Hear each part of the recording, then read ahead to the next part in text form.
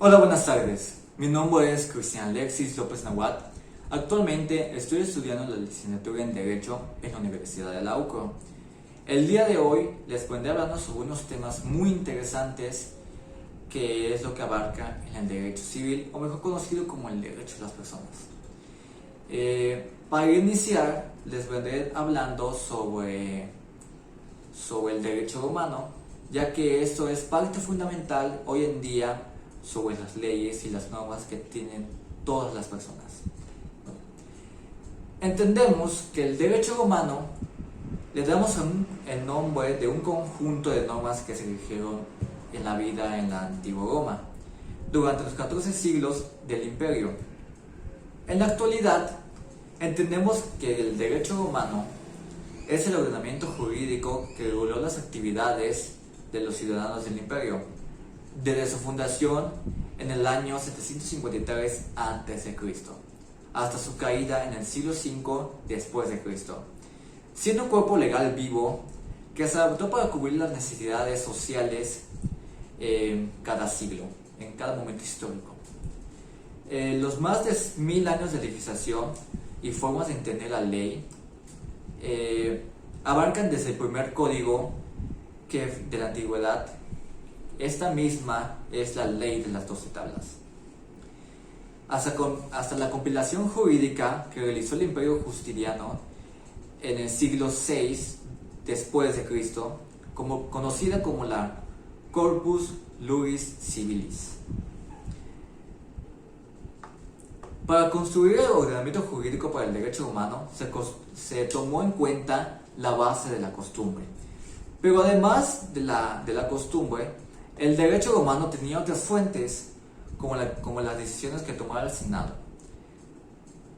el representante, o mejor dicho, como el representante del pueblo, sobre las normas que debían regir hacia los ciudadanos.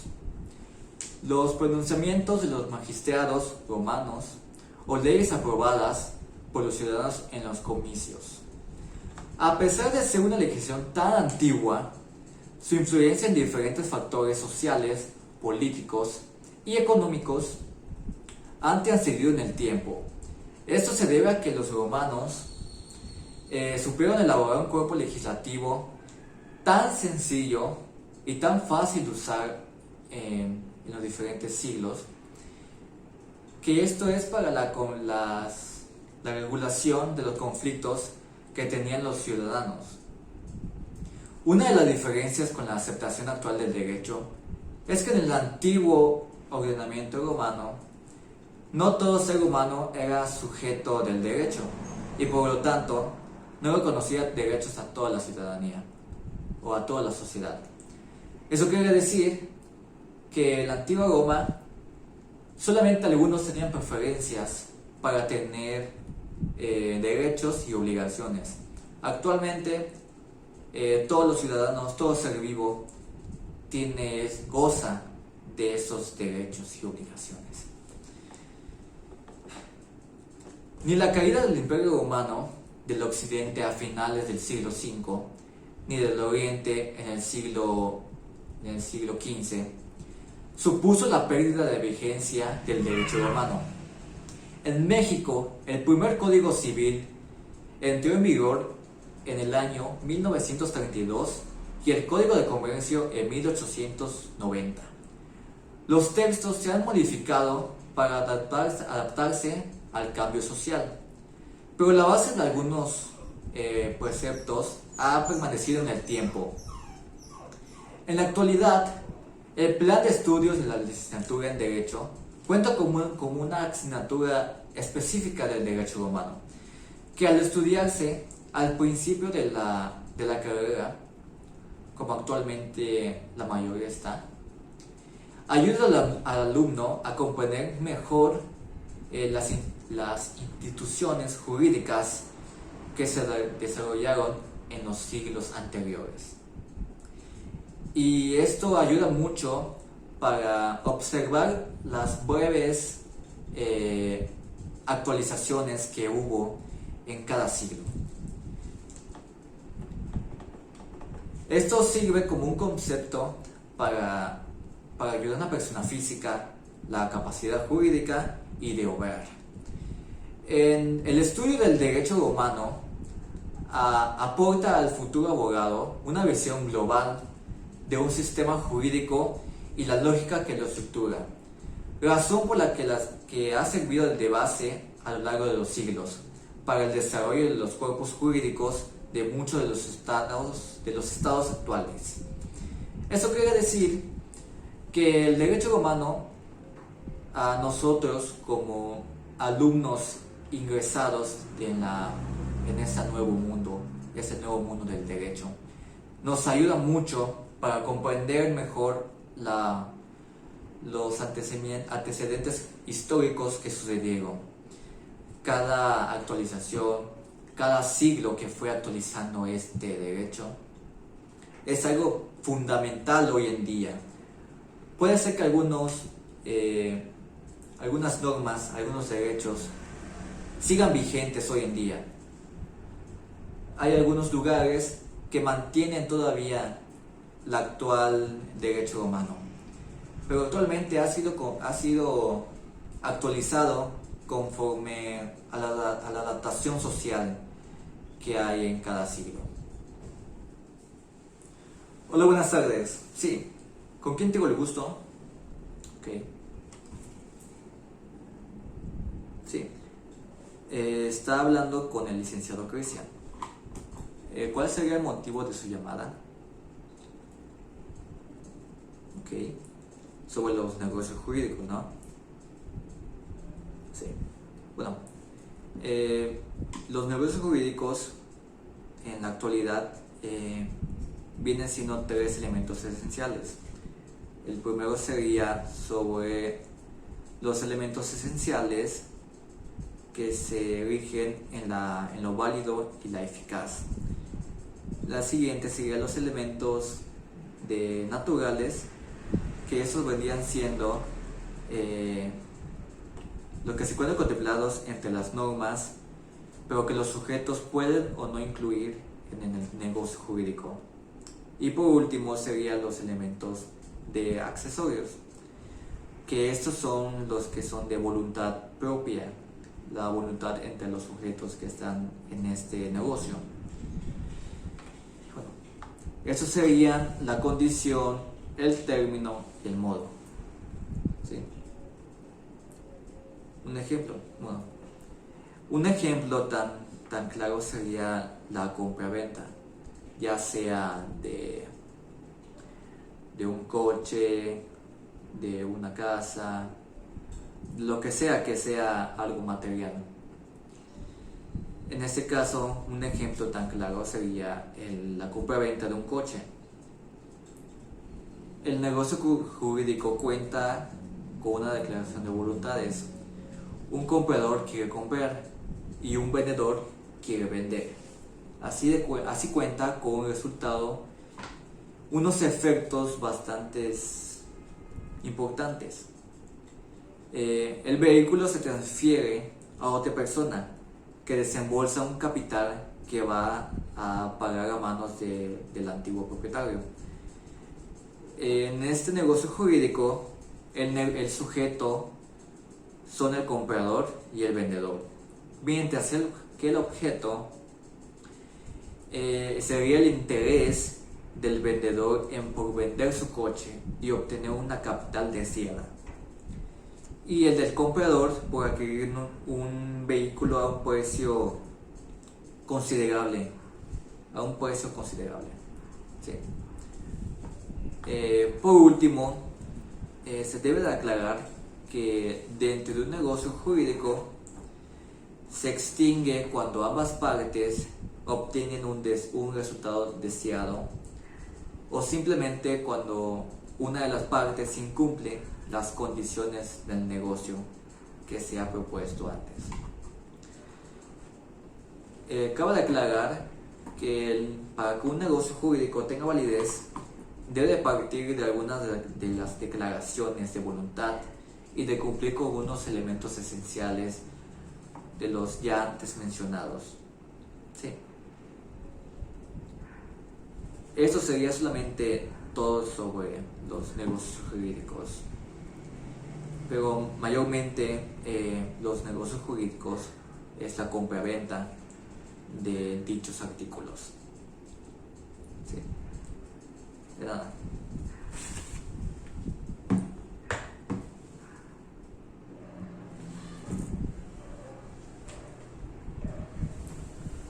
Hola, buenas tardes. ¿Sí? ¿Con quién tengo el gusto? Sí, soy el licenciado Cristian. Ok. Daniel Clemente. Está bien. ¿Cuál sería el asunto de su llamada? Disculpe. Ok. Sobre emprender un negocio, ¿no? Sí. Bueno, las cosas esenciales de ese negocio tiene dos, ya sea la persona como una persona física o una persona moral, se puede iniciar un negocio, ¿sí? La diferencia más importante entre esas dos personas es que la persona física es el que representa cualquier contribuyente, en este caso un individuo, ya sea que tenga una actividad económica, mientras que la persona moral se encargan con agrupaciones de individuos que se unen para crear una unidad contribuyente. Una persona física puede ser un empleado, un profesionista o inclusive un comerciante, mientras que una persona moral está representada por una empresa, una sociedad mercantil o una asociación civil. ¿Sí? Las personas físicas se identifican por el nombre, mientras que las personas morales tienen su propia razón social o denominación independiente. Las personas físicas también tienen una característica exclusiva de una persona, poseen ya sea un cuerpo material o un estado civil. Que estas no son cualidades que les pertenezcan a una persona moral. También hay que incluir que las personas físicas pueden ser mexicanas y además contar con una nacionalidad. En el caso de la persona moral, solamente puede ser perteneciente al Estado mexicano, que esté dentro del mismo ley, que su domicilio esté en el país mexicano. ¿Sí? Sí. Para que sea una persona física es muy fácil, o sea, no es muchos requisitos tampoco. Solamente necesitas de uno, que sería de alta en el SAT, que el SAT es el Servicio de Administración Tributaria, ¿sí? Mientras que una persona moral lleva muchísimo más requisitos, algo para poder crear y emprender un negocio. En cuanto a los trámites, las personas morales tienen mayores obligaciones que las personas físicas. En el ámbito legal, una persona física no debe hacer trámites adicionales, a excepción de cualquiera, para iniciar una marca comercial. Para la creación de una persona moral, se requiere la redacción de la escritura constitutiva por una notaria, mayormente. El nivel de fraccionamiento, financiamiento, que reciben las personas físicas y morales también depende mucho de ello, ya que las personas físicas pueden ser aspirantes a capitales de inversión relacionados con los ingresos personales o préstamos individuales. En cambio, las personas morales tienen mayor solidez y por lo tanto son sujetos a una cantidad mayor de crédito.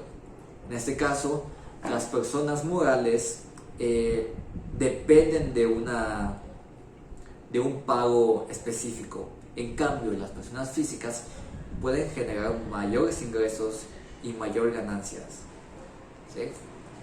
Por así decirlo, usted mismo es su propio jefe, ¿sí? Otra cosa también,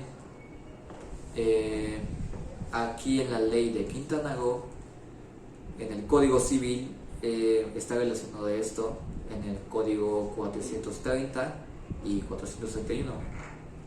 Que el 430 dice que en el estado de Quintana Roo se reconocerá la personalidad de todos los sujetos de derecho creados por leyes federales o leyes de los demás estados de la República Mexicana y extranjeras, si estas últimas personas cumplen con las disposiciones federales aplicables, ¿sí?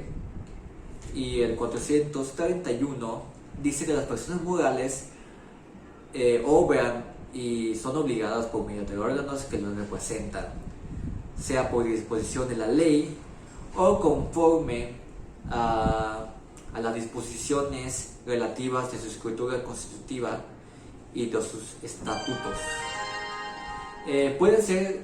Pueden ejercitar todos los derechos que directa o indirectamente sean necesarios para la realización de este instituto. Eso quiere decir que las personas morales solamente pueden estar fijadas conforme a las obligaciones y los requisitos que imponga la misma ley. En cambio, las personas físicas pues no son tanto así. O sea, sí pueden tener leyes y todo eso, pero los más comunes, no tanto como si fuera una empresa, ya sea un centro comercial o lugares así por el estilo. Sí, para hacer un trámite se tiene que hacer en el CEVIFLAM.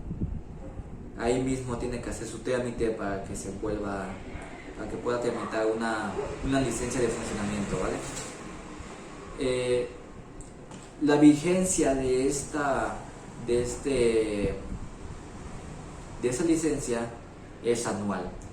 Esto dice que entre enero a febrero tiene que hacer una renovación de su licencia. La obtención de este trámite es la licencia de funcionamiento, que dicha licencia debe de estar expuesto a un lugar fijo donde sea alcanzado simplemente por las autoridades competitivas. Sí. El costo es gratuito, actualmente es gratuito, solamente lo único que tienes que hacer es pedir un trámite, llevar unos papelitos y ya, y listo. Y una vez hecho el trámite, para que te lo autoricen, debe de tardar unos 5 días más o menos, aproximadamente. Días hábiles, mejor dicho. Ahora bien, muchos emprendedores deciden iniciar sus negocios como una persona física, puesto que ello implica que puede emprender solo. Esto existe en la figura de la sociedad de afecciones simplificada, donde se puede hacer único accionista o convertirse en persona moral con poco costo y tiempo. Las personas físicas pues obviamente requieren pocos trámites y menos obligaciones fiscales y administrativas, que esto es muy complicado para una persona moral. Obviamente, de cualquier manera, es importante señalar que no hay impedimentos para convertirse en una persona moral. Ya sea si tú quieres iniciar como una persona física, no pasa nada, puedes iniciar ya después de un tiempo, dependiendo de cómo vaya formando tu negocio, puedes convertirte en una persona moral ya a grandes espacios, ya mayormente para crear una empresa legalmente. que esté bajo las leyes del Estado mexicano. ¿Sí? Sí, no pasa nada. Ya si tiene cualquier duda o comentario, no dude en llamarme y pedirme asesoría, ¿vale? No hay de qué. Hasta luego.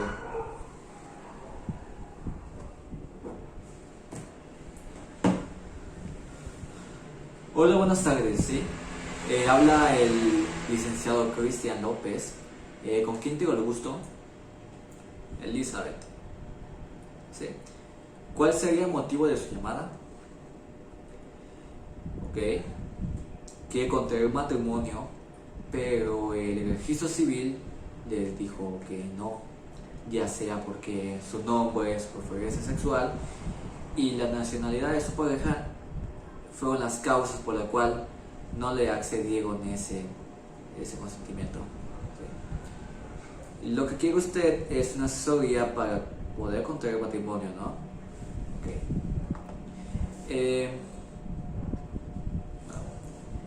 En el actual Código Civil del Estado de Quintana Roo, en el Código 680, dice que las personas que pretendan contraer matrimonio presentarán un escrito oficial del registro civil ante el cual se celebrará el contrato respectivo que se represente.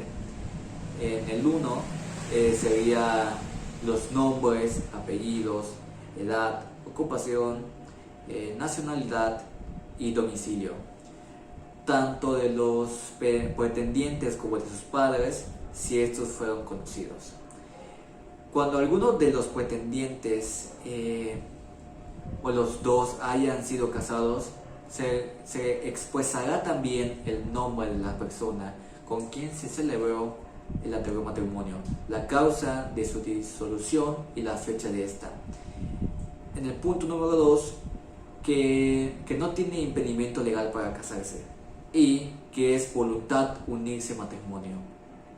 Presentando el escrito señalado en el primer párrafo de este artículo, el juez del registro civil hará la búsqueda de los que se escriben en el registro de deudores alimentarios morosos del Estado de Quintana Roo e informará a los pretextos de inmediato y por escrito si alguno de ellos se encuentra inscrito en dicho registro. Una vez dicho esto, les hablaré de comentarles, mejor dicho, de unos temas que le pueda ayudar bastante para que pueda contraer matrimonio y no le hagan este tipo de estafas, ¿sí? Bueno, primero que nada hablaremos del estado civil, ¿sí? El estado civil se define como un conjunto de circunstancias personales que determinan la situación jurídica de una persona y que le otorgan un conjunto de derechos y obligaciones. Dichas circunstancias o condiciones influyen también, además, en la relación que esa persona tiene con terceros e incluso con la administración públicas. En los Estados Unidos mexicanos solamente es reconocido dos estados civiles, ya sea el casado o el soltero. En el artículo 601, hablando del estado civil, dice que la ley protege en los términos de este capítulo no solo el estado civil, sino también la posesión del estado civil. Esto quiere decir que no le van a poder rechazar algo de su propio estado. Pasando al tema siguiente, estaríamos hablando sobre el patrimonio, ya que usted me comentó que ganó una lotería y no quiere que sus pertenencias o los futuros propiedades que vaya a obtener no vaya a haber algún inconveniente, ¿sí? En el patrimonio es un concepto que indispensablemente dentro del Estado, dentro del derecho civil, mejor dicho, no se puede concebir al ser humano sin la capacidad de adquirir bienes.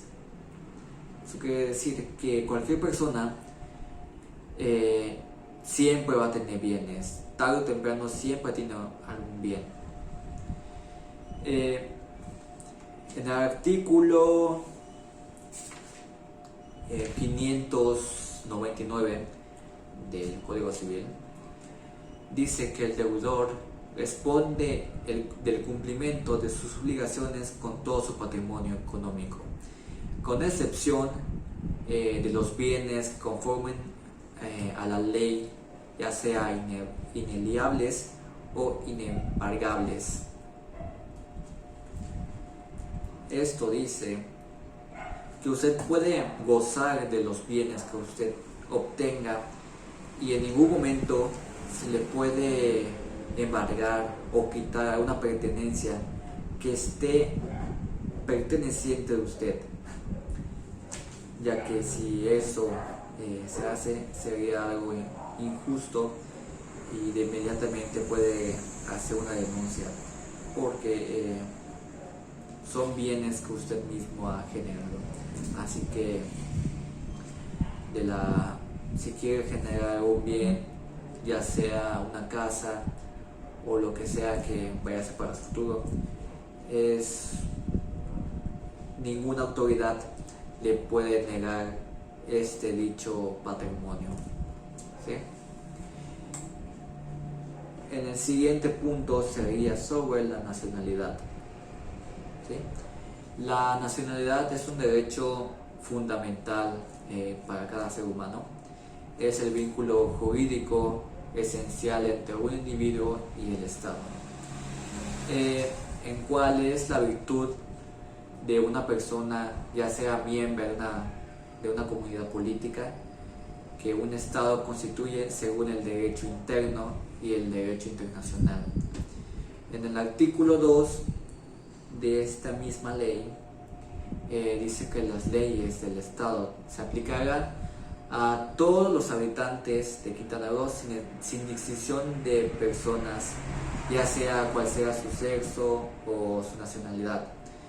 Mientras esas personas se encuentren en el domicilio de Quintana Roo, del Estado perteneciente, pues se hará valer los derechos y las leyes que estén en dicho artículo, ¿vale? En el siguiente punto hablaremos sobre el nombre, ya que me comentó que es un requisito que el cual le negaron. Bueno, el nombre es un atributo de la personalidad, es el modo de individualizar una persona dentro de una comunidad determinada, ya sea para el ejercicio de sus derechos. En las personas naturales, el nombre es uno de los derechos fundamentales desde el nacimiento y se integra al sujeto durante toda su existencia, y esto continúa hasta después de su muerte, ¿sí? Así que usted, desde que nace, tiene derecho a un nombre y este no puede ser negado ante cualquier institución, ¿sí? El artículo 538, si no mal me equivoco, habla sobre el nombre de las personas, el nombre de las personas físicas, ya sea que se conforma con el nombre propio y los apellidos que de común acuerdo determinen los progenitores, ya sea simples o compuestos. Eso sí, no importa si su nombre es un poquito extraño o no sea tan conocido, mientras no sea algo tonto, por así decirlo, un nombre tonto, este nombre pues debe ser válido en cualquier lugar y debe haber un respeto por eso mismo. En el siguiente punto hablaremos sobre la capacidad y el domicilio. ¿Sí? La capacidad jurídica se clasifica en dos, ya sea la capacidad de goce y la capacidad de obrar. ¿Sí? La capacidad de goce es la idoneidad que tiene una persona para ejercer, para adquirir, mejor dicho, derechos y obligaciones. Esto está reflejado en el artículo 516 de este mismo código. Mientras que en la capacidad de obrar, o mejor dicho, de ejercer, es lo que una persona puede ejercer personalmente tales derechos y cumplir las obligaciones. Esto es reflejado en el artículo 517. Sí. El siguiente punto que hablaremos es el domicilio, como antes dicho. A ver, un momento.